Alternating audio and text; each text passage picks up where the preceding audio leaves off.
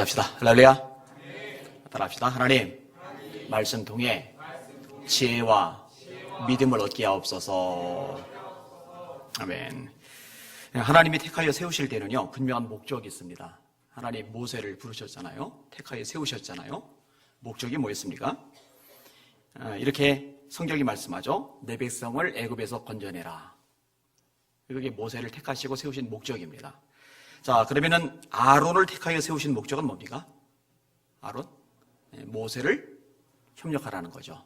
모세의 대변자 역할을 하라는 거죠. 모세의 입이 되라는 거죠. 이 역할이 이제 명확하게 주어져 있어요. 모세의 입 역할, 모세의 대변자 역할을 해야 되는데 모세 위에 올라서려고 그러면 어떻게 돼요? 택하여서 세우신 목적에 어긋나죠. 그럼 탈이 납니다. 이것을 부추겼던 사람이 미리암이고, 그 미리암의 영향을 받아서 아론과 미리암이 같이 모세에게 반기를 들었다가 하나님이 징계하셔서 굉장히 큰일 한번 겪어요. 목적에 맞아야 합니다. 하나님이 바울을 택하여 세우신 목적이 뭐죠? 이방인을 위한 그릇입니다. 바울 사도가 예수님을 다메섹 도상에서 만납니다. 그리고 하나님이 아나니아라는 사람에게 바울을 만나라고 명령을 내리십니다. 근데 아나니아가 꺼려해요. 왜냐하면 바울이 무섭거든요. 바울에게 잘못 걸리면 죽거든요. 그래서 못 가겠다고 그러니까 이렇게 말씀을 하십니다. 주께서 이르시되 가라. 이 사람은 내 이름을 이방인과 임금들과 이스라엘 자손들에게 전하기 위하여 택한 나의 그릇이라. 그러니까 이방인과 임금들과 이스라엘 자손들에게 전하기 위하여 택한 나의 그릇이다. 자, 바울을 선택하셨어요. 택한 그릇이다라고 되어 있잖아요. 그 다음에 세우셨어요. 목적이 뭐였어요? 이방인에게 복음을 전하게 하시려는 것. 근데 바울은 여기에 최적화된 사람입니다. 왜냐하면 그 당시의 문화의 핵심인 힐랍 철학에 아주 박식한 사람이 바울입니다. 그 당시에 국제어인 힐랍어에 능통한 사람입니다. 저는 대한민국에서 열심히 사역을 해요. 저를 보고서 저 유럽권, 저기 영어권에 가서 마음껏 설교하라고 그러면은 저 못합니다. 통역자를 세우시면은 모를까? 제가 직접 하기는 한계가 있어요. 근데 바울은요, 그 당시 가장 넓게 형성된 이 헬랍 문화권 내에서 자유롭게 설교할 수 있는 능력을 가지고 있었어요. 힐랍어에 능통했거든요. 하나님이 택하신 거죠. 자, 느헤미야를 하나님이 택하여 세우신 목적은 뭡니까? 무너진 예루살렘 성을 재건하는 것. 그것을 이유로 세우셨어요.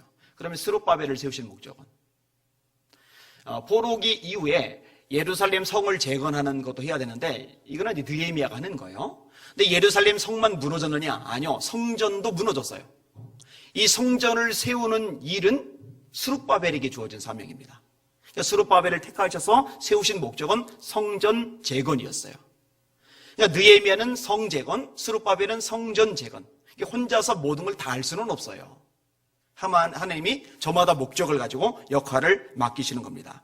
자, 에스더를 세우셔서 아헤수에로 왕의 왕비가 되게 하신 분은 하나님이세요.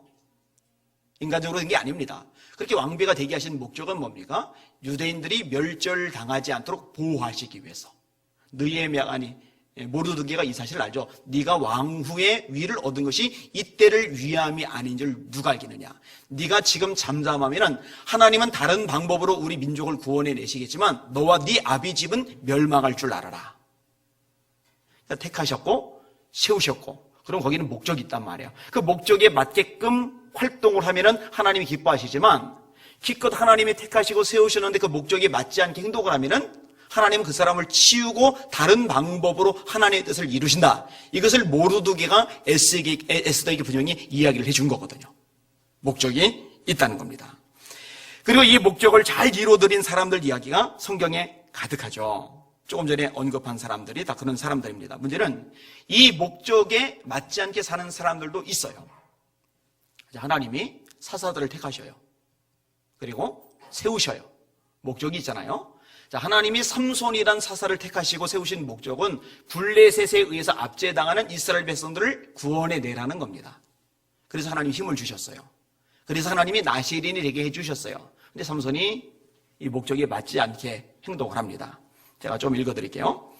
삼손이 가사에 가서 거기서 한 기생을 보고 그에게로 들어갔더니 가사 사람들에게 삼손이 왔다고 알려지매 그들이 곧 그를 애워싸고 밤새도록 성문에 매복하고 밤새도록 조용히 하며 이르기를 새벽이 되거든 그를 죽이리라 하였더라. 삼손이 밤중까지 누워있다가 그 밤중에 일어나 성 문짝들과 두 문설주와 문빗장을 빼어 가지고 그것을 모두 어깨에 메고 헤브론 앞산 꼭대기로 가니라. 지금 어마어마한 일을 삼손이 해요. 저희 집 들어가려면 저 5층 문을 열고 그리고 안에 들어서 집문을 또 열어야 됩니다. 근데 저희 집 문짝 그거를 나사를 다 풀어서 놔뒀어요. 저보고 그거 짊어지라 그러면 못 짊어집니다. 굉장히 무거워요. 그죠? 그런데 삼손이 가사라는 성에 들어갔는데 블레셋 사람들이 밤에 매복한가요? 새벽이 치려고 대기하고 있는 거예요. 근데 삼손이 한밤에 일어나서 그 성 문짝만이 아니에요. 문짝들, 두 문설주, 문빗장. 사실은요, 문짝은 둘째치고 문빗장 하나만 해도 성문을 닫는 문빗장이기 때문에 장정들 혼자서 들 수 있는 무게가 아니에요.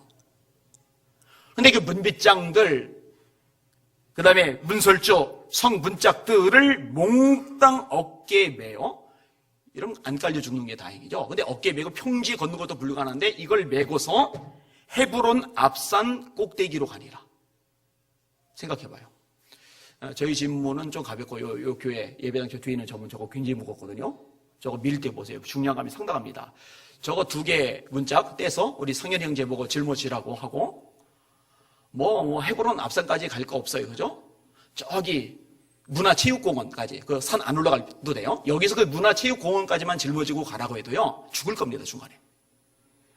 그러니까 이 거대한 성 문짝과 문빗장 들고 산 꼭대기까지 올라가는 이 삼손의 광경을 상상해 보세요. 이건 엄청나죠. 요즘에 이런 광경을 누가 봤으면요 방송사 기자들이 막 몰려들 겁니다. 이거 막 찍을 겁니다. 내보낼 겁니다. 유튜브에 올라가면요 조회수 대박을 칠 겁니다. 그런데 하나님이 그런 짓 하라고 그런데 힘쓰라고 힘을 준 게 아니에요. 목적이 어긋났어요. 목적이 어긋났어요. 여러분 재능이든 힘이든 지혜든 위치든 그 무엇이든 간에 하나님이 택하시고 세우셔서 뭔가 주실 때는 하나님이 가지고 계시는 목적이 있단 말이에요. 그 목적을 이루어 드리는데 그걸 써야 된단 말이에요. 자, 누군가에 돈을 주셨어요. 돈 왜 주시겠어요? 이유가 있어서 주신 거예요. 목적이 있어서 주신 거예요. 건강 주셨어요. 건강 왜 주셨어요? 하나님 목적이 있으신 거예요. 그 목적을 잊지 않는 지혜로운 여러분들 되시기를 주님의 이름으로 축원합니다. 여러분 예수님이 제자들을 세우신 목적이 뭐였어요? 사람을 낚는 어부가 되라는 거였잖아요. 근데 제자들은 처음에 이 목적에 합당하게 살지를 못합니다. 예수님이 십자가에 죽으셨어요. 그리고 부활하셨어요. 제자를 만나 주셨어요. 그런데 다시 옛날 고기 잡던 물고기 잡던 삶으로 되돌아가 버려요. 사람을 낚는 어부가 되라고 선택하시고 세워주셨는데 그 목적에 맞지 않게 다시 물고기 잡겠다고 옛 삶으로 되돌아가잖아요. 이들이 나중에 성령 충만을 받은 다음에야 목적에 맞는 삶을 살아가기 시작을 합니다. 오늘 설교 제목 따라합시다. 택하여 세운 목적을 이루어드리자. 한 번 더요. 택하여 세운 목적을 이루어드리자. 여러분들 하나님의 분명히 택하신 거 믿으시길 바랍니다. 세워주시는 거 믿으시길 바랍니다. 그리고 거기에 목적이 있다는 거 놓치지 마시길 주님의 이름으로 축원합니다. 처지 형편 너무 보지 마세요. 하나님의 뜻에 집중하시는 여러분들이 되셔야 합니다. 자, 몇 가지 오늘 본문을 가지고 설명을 드릴게요. 따라합시다. 택함과 세움의 주도권은 하나님께 있다. 16절 다시 읽을게요. 시작. 너희가 나를 택한 것이 아니요 내가 너희를 택하여 세웠나니 이는 너희로 가서 열매를 맺게 하고 또 너희 열매가 항상 있게 하여 내 이름으로 아버지께 무엇을 구하든지 다 받게 하려 함이라. 아멘. 너희가 나를 택한 것이 아니요 내가 너희를 택하여 세웠나니. 여러분 지금 예배드리러 와 있어요. 예수님을 믿어요. 여러분이 선택하셔서 예수님을 믿었다 라고 생각하기 쉬운데 주님이 먼저 부르셨기 때문에 여러분이 응답할 수 있었다는 거 깨달으시길 바랍니다. 순서는요 늘 하나님 편입니다. 요한일서에 보면요 사랑도 마찬가지입니다. 우리가 먼저 하나님을 사랑한 것이 아니요 하나님께서 우리를 먼저 사랑하신 거예요. 화목제로 그 아들을 주신 거예요. 여러분 사람이 만물의 영장이고 대단해 보이지만은요 사실은 주도권을 가지고 있지 못할 때가 되게 많아요. 여러분 주변 사람들과 어울려 부딪히며 살 때요 딱 중심 잡고 주도권을 가지고 그렇게 살아가는 사람이 얼마나 되겠습니까? 상당 부분은요, 휩쓸려 다닙니다.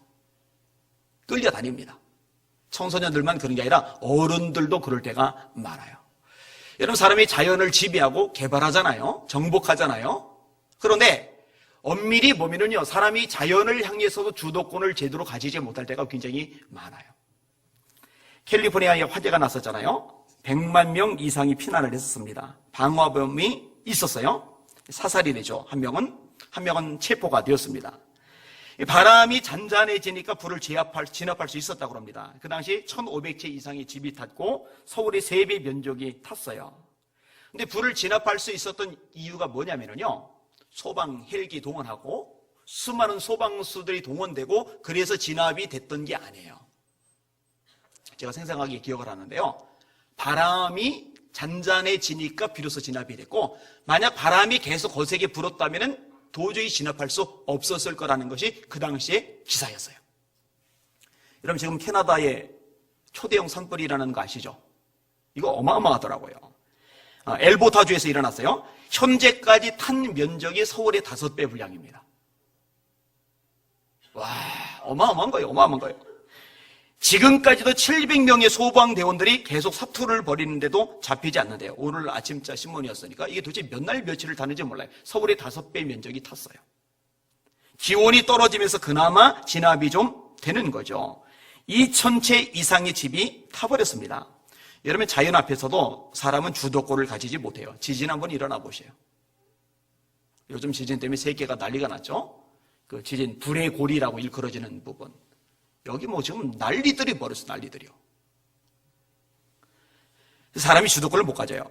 여러분, 하물며 이 자연 앞에서도, 같은 사람들 앞에서도 주도권을 가지지 못하고 끌려다니는 사람이 천지 만물을 창조하신 능력의 하나님 앞에서 주도권을 가진다. 이거는 정신 나간 소리입니다.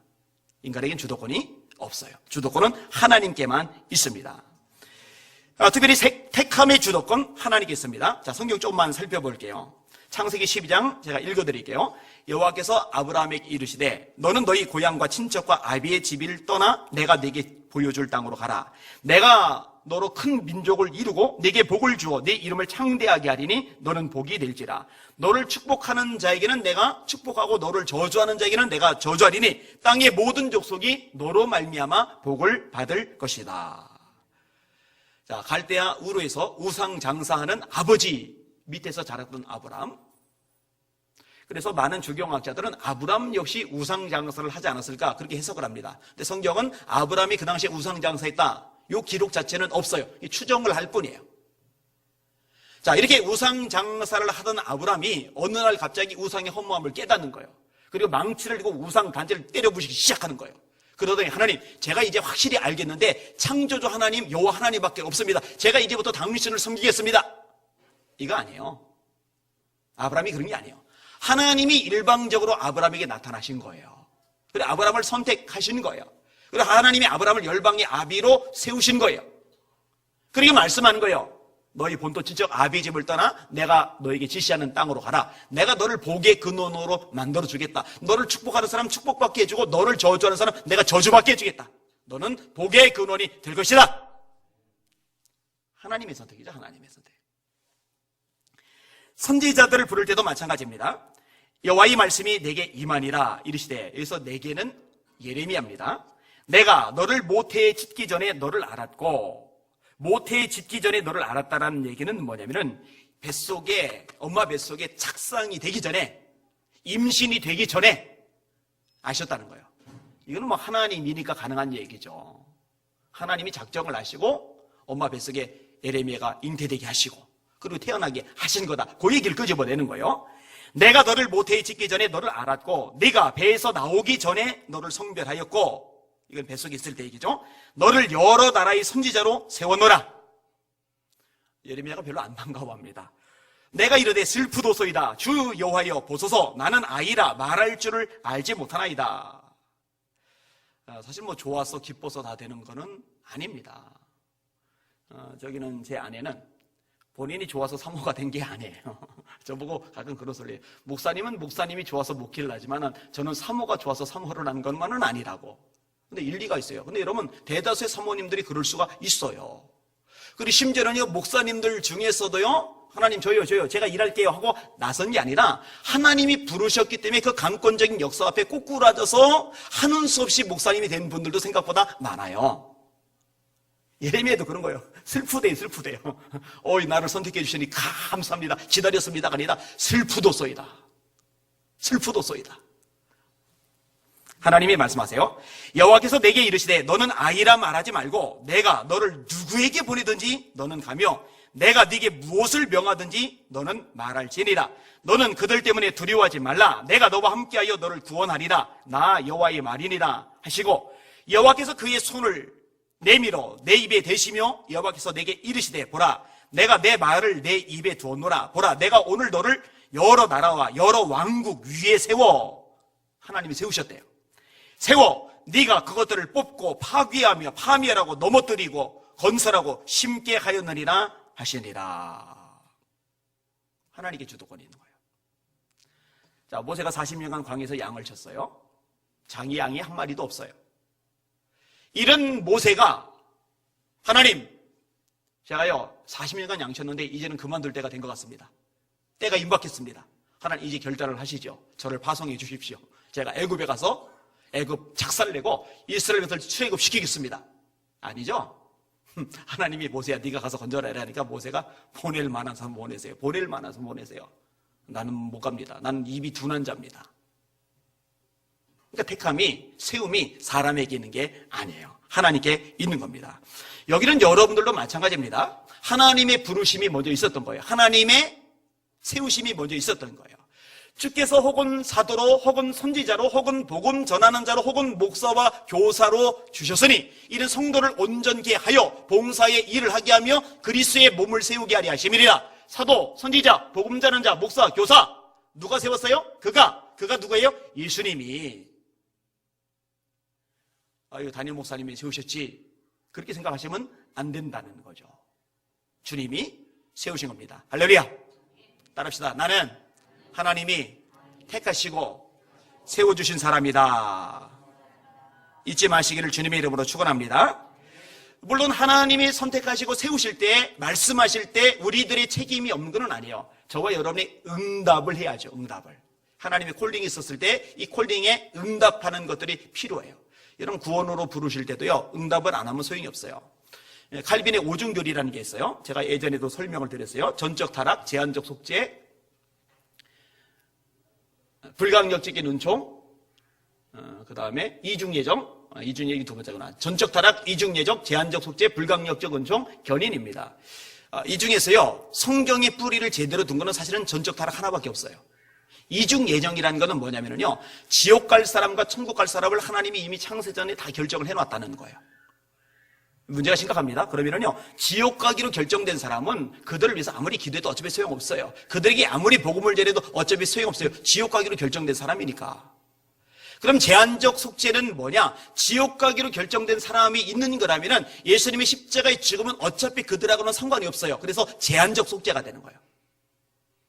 불강력적인 은총은 뭐냐? 그럼 천국 가기로 예정된 사람은 어쩔 수 없이 이 은총을 받아들일 수밖에 없어요. 그게 이제 불강력적인 은총이에요. 결의는 뭐냐? 그럼 천국 가기로 작정된 사람이라면은 어차피 타락할 일이 없고 지옥 갈 일이 없어요. 그냥 끝까지 유지가 되는 거예요. 그게 견인이에요. 자, 왜 문제가 있는지 설명을 드릴게요. 전적 타락은 맞아요. 인간의 능력, 인간의 지혜, 인간의 수단, 인간의 방법으로 하나님을 알 수도 없고 발견할 수도 없고 믿을 수도 없고 섬길 수도 없어요. 인간은 타락했어요. 전적으로 타락했어요. 근데 이중예정은 아닙니다. 성경은 말씀합니다. 따라합시다. 하나님은 모든 사람이 구원을 받으며 진리를 아는데 이르기를 원하시느니라. 여러분 하나님이 모든 사람이 구원받기를 원하시는데 모든 사람이 구원받기를 원하신다면서 지옥 가기로 사람을 작정해버리면 이건 하나님의 성품의 모순이 되는 거예요. 자, 예수님이 십자가에 죽으면 제한적 속죄가 아닙니다. 세례요한이 예수님을 소개하면서 이렇게 말합니다. 따라합시다. 보라, 세상 죄를 지고 가는 하나님의 어린 양이로다. 자, 제한적 속죄예요? 보편적 속죄예요? 일부의 사람의 죄를 진 거예요? 모든 사람의 죄를 다 진 거예요? 여러분 예수님 십자가에 죽으면요 모든 사람의 죄를 다 짊어진 겁니다. 할렐루야. 놓치지 마세요. 자, 불강력적인 은총. 하나님이 은총을 주시는데 이걸 거절하는 사람들이 있어요, 없어요? 있어요. 자, 마지막 견인. 예수님을 믿었어요. 분명히 거듭났어요. 그런데 후에 타락할 가능성이 있어요, 없어요? 이런 얘기를 끄집어내면요, 이 칼빈 오중교에 충실한 사람들은 반박을 해요. 그건 어차피 지옥 가기로 작정한 사람이니까 믿는 것까지 하다가 그렇게 지옥 간 거지. 안 그래요? 절대 안 그렇습니다. 이런 바울이요, 대마를 가리켜서 나의 동역자라고 얘기합니다. 바울은 영적으로 예민한 인물입니다. 동역자, 구원받은 사람이에요. 그런데 대마는 이 세상을 사랑하여 데살로니가로 갔고, 히브리서 6장에 보면요, 하늘 넷의 말씀을 맛보고서 다시 타락한 자들은 이런 언급이 있어요. 그 다음에 정말 구원받았고 구원받은 사람은 절대로 타락하지 않고 끝까지 간다면은 예수님께서 근신하라고 깨어있으라고 말씀하실 필요도 없어요. 너희 대적 마귀가 우는 사자같이 두루다니며 삼킬 자를 찾는다고 경고하실 필요도 없어요. 어차피 삼켜질 리가 없을 테니까, 어차피 천국 갈 테니까 뭐 근신하고 자식 올 게 뭐가 있어요. 어차피 유지가 될 텐데. 타락할 가능성이 있다는 거죠. 할 수만 있으면 택하신 자들도 미혹하리라. 할렐루야. 사람의 책임이 있다는 거예요. 우선권은 하나님이에요.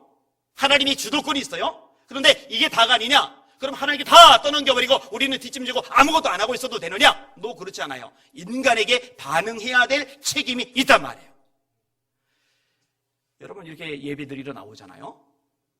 하나님은 은혜 받기를 원하세요. 은혜를 주시는 주도권은 하나님께 있어요. 그러면 여러분이 자연스럽게 그냥 와줘서 그냥 자연스럽게 은혜를 받아줘요? 여러분의 책임이 있어요, 없어요? 있어요. 와야죠. 오기만 하면 돼요? 왔으면 하나님의 말씀에 집중해야죠. 하나님께 온 마음 다하고 성품 다하고 뜻을 다해서 예배자가 되어야죠.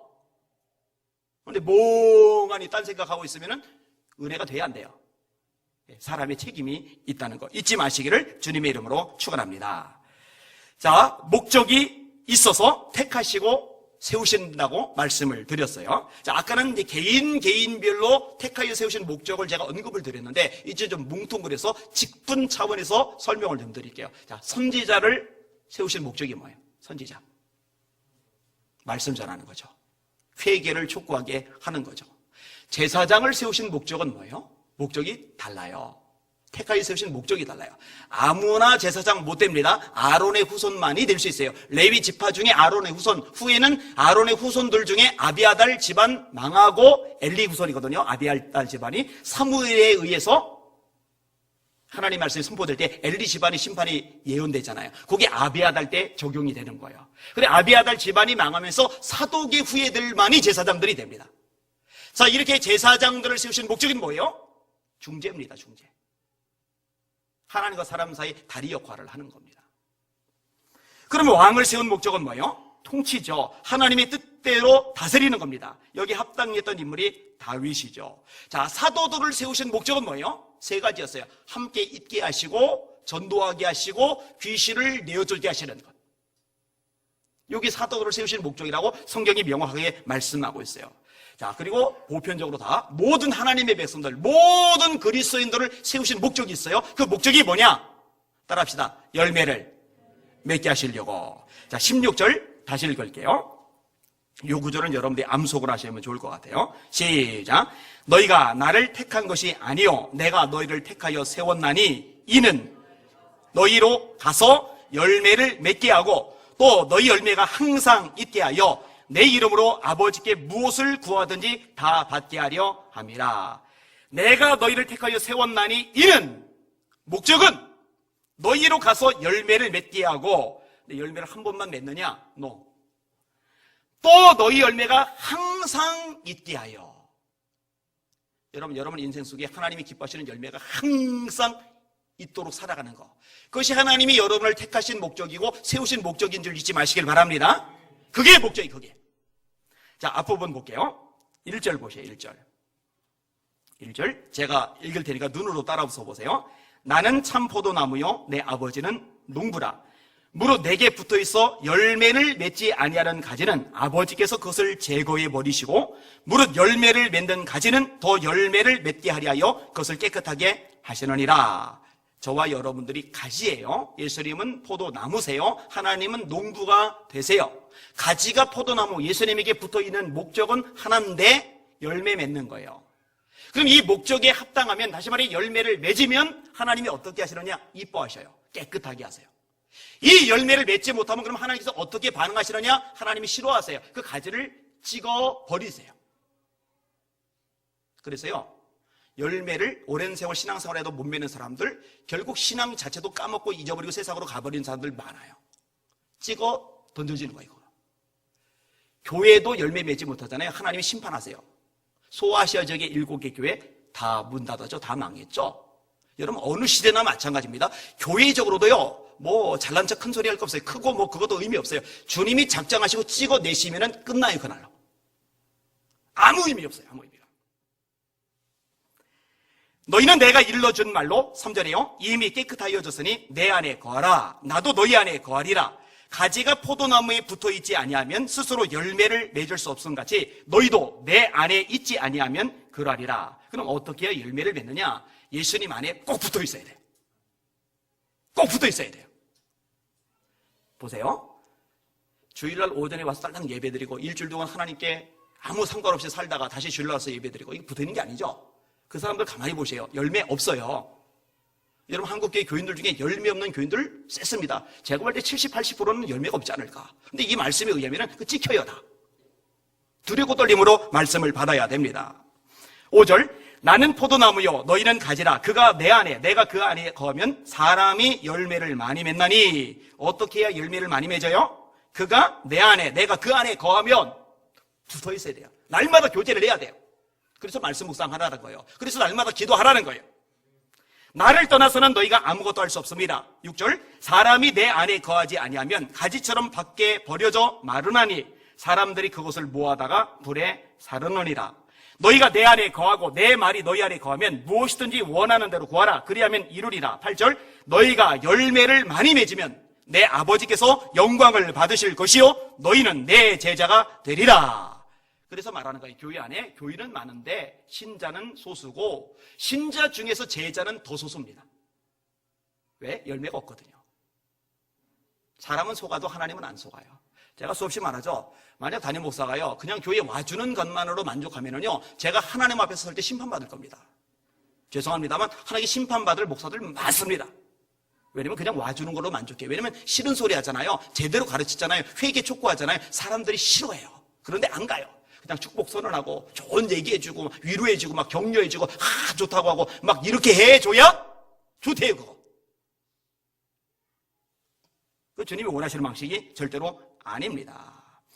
성경에 꽃에 대한 표현은 37회가 나오고요 열매에 대한 표현은 200회가 넘어요. 여러분, 열매 맺으시기를 바랍니다. 어떤 열매가 있어요? 성경에 9가지 열매가 우선 있죠.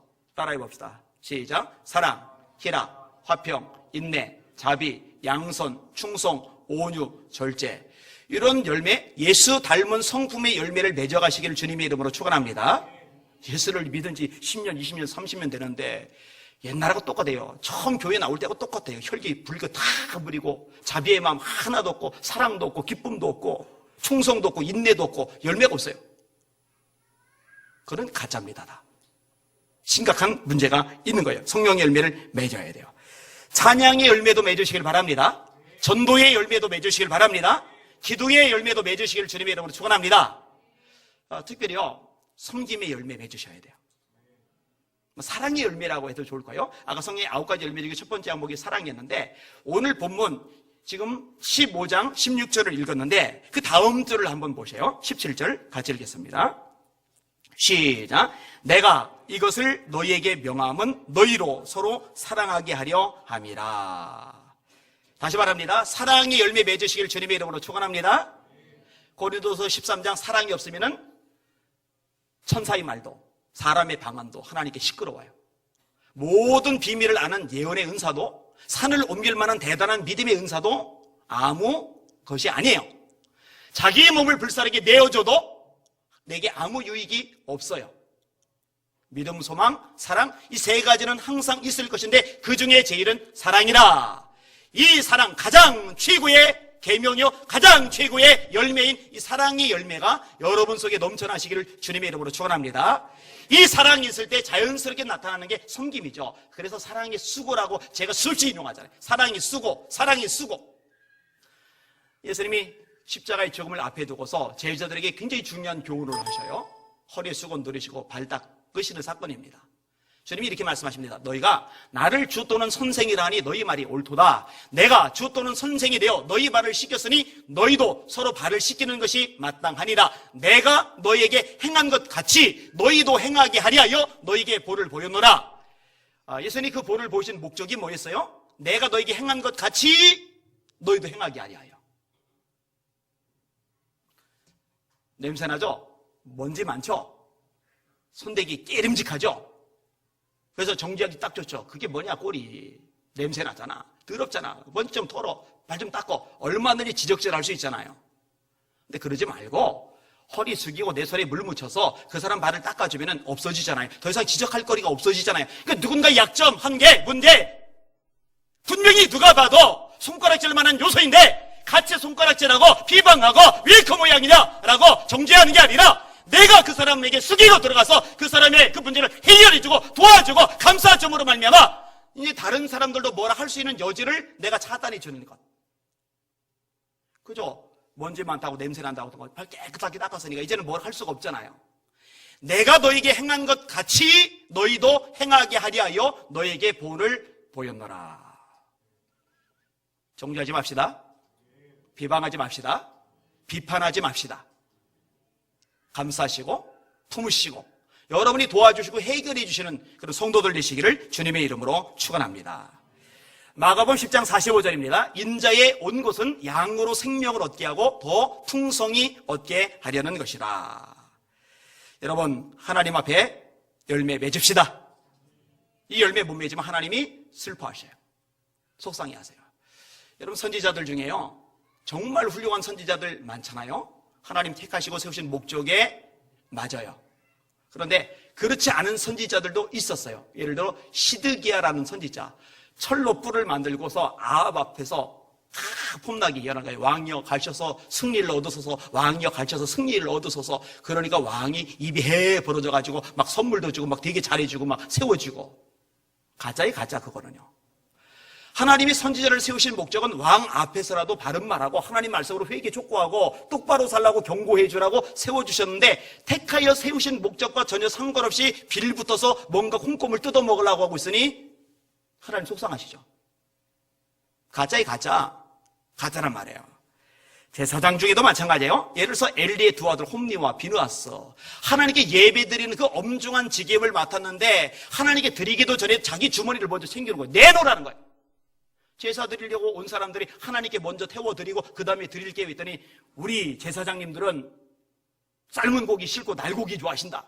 그리고 갈고리 집어넣고는 막 걸리는 거 꺼내가지고 가잖아요. 하나님의 제사를 멸시함이었더라고 성경은 말씀하고 있어요. 여러분, 택하여 세우신 목적은 예배를 영광스럽게 하고 백성들의 예배가 하나님께 받으신 바 되도록 하는 것이 목적인데 이 목적과 상관없이 예배를 멸시해요. 여러분, 말라기도 보면 제사를 멸시하는 제사장들이라고 표현을 하고 있어요. 여러분이 얼마든지 가능해요. 자, 선지자, 제사장, 왕도 마찬가지죠. 아합 같은 왕, 백성을 잘 다스려야 되는데 왕비한테 완전히 고개 꿰가지고 왕비가 시키는 대로만 한 거예요. 바보 천치죠. 이세벨이 얼마나 예뻤는지는 몰라요. 나중에 천국 가서 하나님 보고 환상으로 좀 보여달라고 할 거예요. 도대체 얼마나 예뻤으면 아합 왕이 정신 못 차리고 이세벨이 하자는 대로 다 쫓아있는지. 그냥 신전 세워달라면 신전 세워주고 우상 만들어달라면 우상 만들어주고 하나님 섬기는 선지자들 박해하라고 그러면 박해하고 막 여자 시키는 대로면 다 하고 나는 거예요. 그러다가 엘리야하고 충돌을 하잖아요. 이게 바람직하지 않은 거죠. 택하여 세운 목적이 합당하지 않은 거죠. 마찬가지로 오늘날 목회자들, 오늘날 성도들 중에도 택하여 세우신 목적에 합당하지 않게 사는 사람들이 하나님의 마음을 슬프게 해요. 여러분, 왜 살아요? 왜 삽니까? 사는 목적이 뭐예요? 쾌락을 위해서 삽니까? 돈 벌려고 삽니까? 돈이 목적이에요? 아니면은 성공이에요? 가족이에요? 아니면 고민만 하기 위해서 살아요? 여러분, 하나님 앞에서 잘 생각해 보시고 기도해 보시길 바랍니다. 왜 하나님이 저를 택하여 세워주셨습니까? 제가 무엇에 더 집중하기를 원합니까? 제가 무엇을 위해서 살기를 원하십니까? 저를 세워주신 목적이 뭡니까? 그리고 여기에 맞춰 사는 여러분들 되시기를 주님의 이름으로 축원합니다. 일단 가장 분명하게 드러난 오늘 본문의 내용은 열매를 위해서. 열매 맺으세요.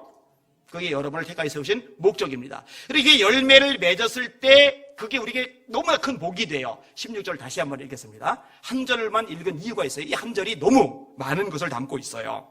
16절 다시 시작. 너희가 나를 택한 것이 아니요 내가 너희를 택하여 세웠나니 이는 너희로 가서 열매를 맺게 하고 또 너희 열매가 항상 있게 하여 내 이름으로 아버지께 무엇을 구하든지 다 받게 하려 함이라. 할렐루야.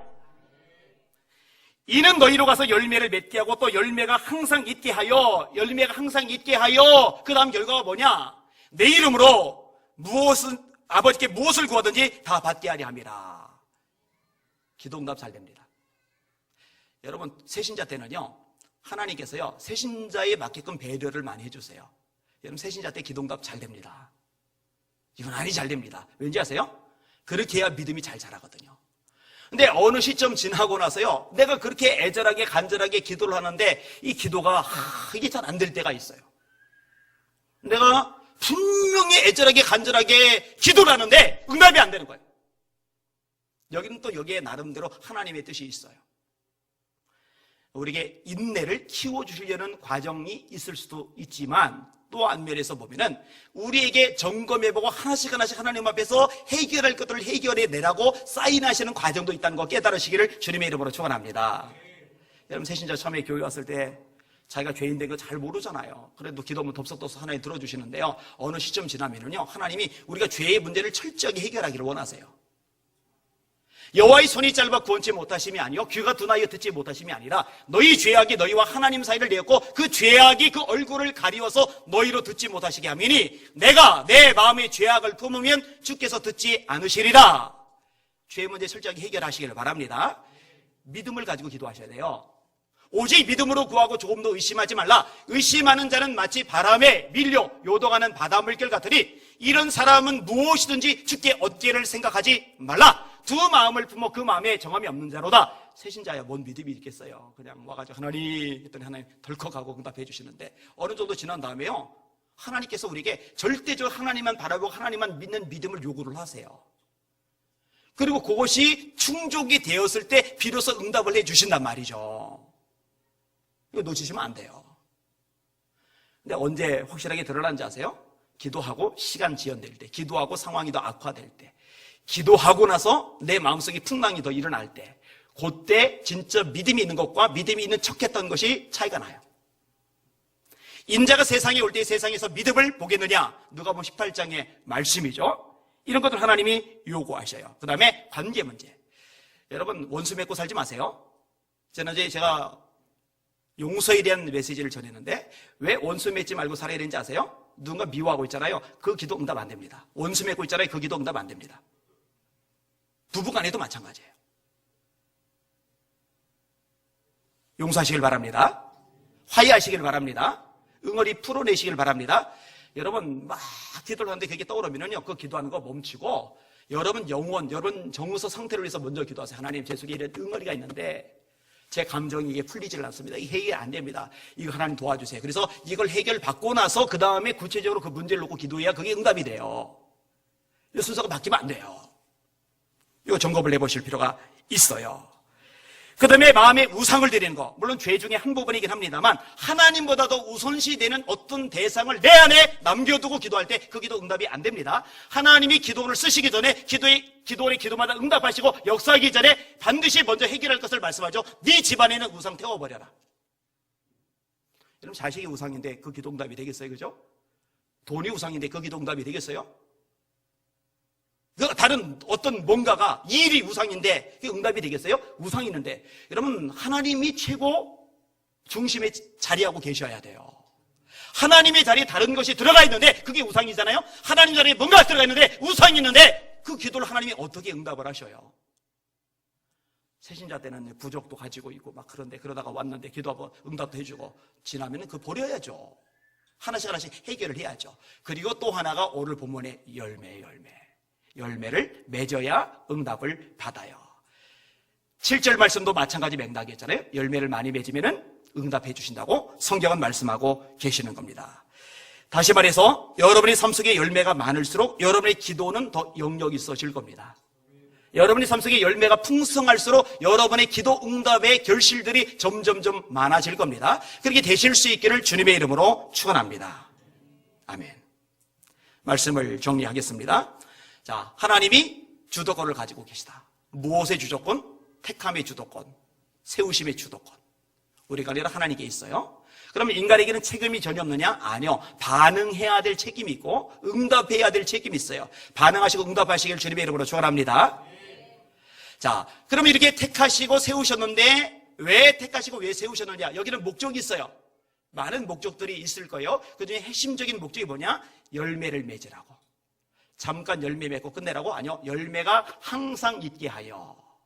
한 번만 더 따라하세요. 열매가 항상 있게 하여. 오늘도 열매가 있으시고 내일도 열매가 있으시길 바랍니다. 다음 달 6월 달에도 열매가 있으시길 바랍니다. 2017년도 내년도에도 열매가 있으시길 바랍니다. 아니 작년까지는 열매가 주렁주렁 맺혔는데 올해는 신앙이 완전히 짜부러들어가지고 열매가 하나도 없어요. 그러면 안 되는 거예요. 열매가 항상 있게 하여. 수많은 열매의 핵심 열매는 사랑, 섬김, 가장 최고의 가치이죠. 자, 이렇게 열매가 맺히면 세 번째, 하나님이 기도응답을 잘해주세요. 할렐루야. 기도응답 많이 받으시길 바랍니다. 기도응답을 많이 받아야 신앙이 재미가 있죠. 지금까지는 너희가 내 이름으로 아무것도 구하지 아니하였으나 구하라. 그리하면 받으리니 너희 기쁨이 충만하리라. 그래서 열매 많이 맺고 하나님이 이뻐하셔서 응답을 많이 해주시는 덕분에 제가 여러분 얼굴을 볼 때마다 여러분의 얼굴이 방긋방긋 피어나실 수 있기를 주님의 이름으로 축원합니다. 김장훈 집사님이 이번에 다시 탈이 나셨잖아요. 천안에서 교회 오시려고 그러는데 옆구리에서 피가 나는데 이게 해결이 안 돼요. 순천한 병원에 먼저 가셨는데 거기서도 이게 안 돼요. 그래서 거기서 응급차를 타고서 원래 수술한 병원까지 오신 거예요. 그 얘기를 듣고 나니까 제가 마음이 불안하잖아요. 얼마나 불안해요. 왜냐면 지난번에 거의 돌아가실 뻔에 의사가 가망 없다고 했거든요. 그런데 여러분들이 기도해줘서 사는 거거든요. 그러니까 제가 얼마나 불안해요. 자야 되는데 잠을 못 자겠는 거예요. 자다가 벌떡 일어나서 밤샜어요. 밤새서 기도했어요. 근데 이제 어제 신방을 갔는데 김영희 권사님이 꿈을 꾸셨는데 제가 꿈속에서 막 콧물 그렇게 흘려가면서 그렇게 열심히 기도하더래요. 그래서 야, 참 성령께서는 이런 것도 알려주시나 보다. 그리고 왔는데 목소리 쌩쌩하시지, 와, 막 걸어 다니시지. 그러니까 얼마나 기쁜지 막 그냥 손을 잠대기 저도 손이 막 힘이 들어가요. 얼마나 기쁜지 감사한지. 여러분 기도응답 받으면 기뻐요. 얼마나 기뻐요. 우리 소중한 집사님 한 분이 다시 힘을 얻게 됐으니 얼마나 기뻐요. 얼마나. 여러분 이런 기쁨 저와 여러분 많이 누립시다. 누리실 수 있기를 주님의 이름으로 축원합니다. 아멘. 찬양 같이 하겠습니다.